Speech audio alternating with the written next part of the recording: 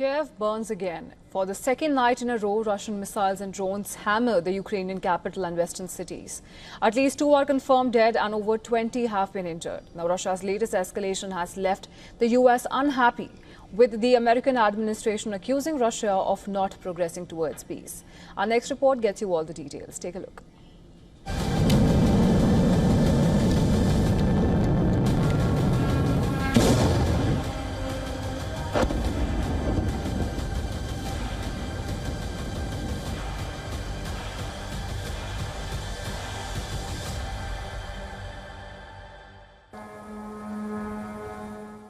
It begins just after midnight.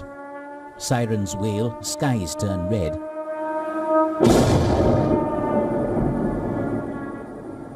And explosions thunder across Kyiv,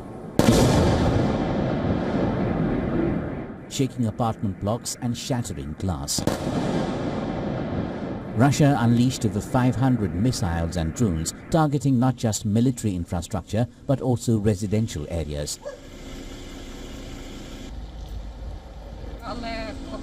When I heard the drone's very sharp revving and the sound of it diving down, I knew it was flying towards me. I immediately jumped away from the wall and the windows, ran into the hallway, and in those seconds there was an explosion.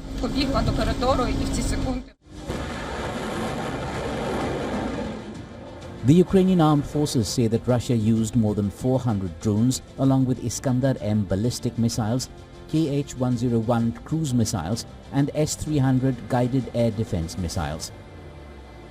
The sheer volume of these attacks overwhelmed the Ukrainian air defenses, causing death and destruction. Among the drones are many decoys which confuse the Ukrainian missile defense systems. This is the second consecutive night that Russia has launched such a large-scale attack, marking a dramatic escalation in its war strategy. After weeks of delay, the Trump administration has quietly resumed some weapons shipments to Ukraine, including the much-needed air defense interceptors and drone jammers, though the scale remains limited. In Rome at the Ukraine Recovery Conference, Zelensky is urging action from its allies. European leaders are discussing a fund for the war-torn nation. The path for us is clear: to continue to support Ukraine and, on the other hand, to maintain or to indeed increase the pressure on Russia, above all through sanctions. The United States recognizes that rebuilding Ukraine will be an enormous yet critical task that will have implications on the broader European region.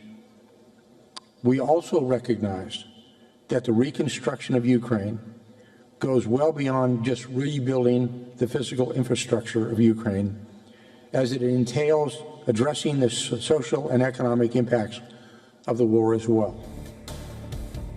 In Kuala Lumpur, US Secretary of State Marco Rubio held talks with Russian counterpart Sergei Lavrov, expressing deep frustration at Moscow's intransigence and the lack of progress towards peace. Bureau Report, WION World is One.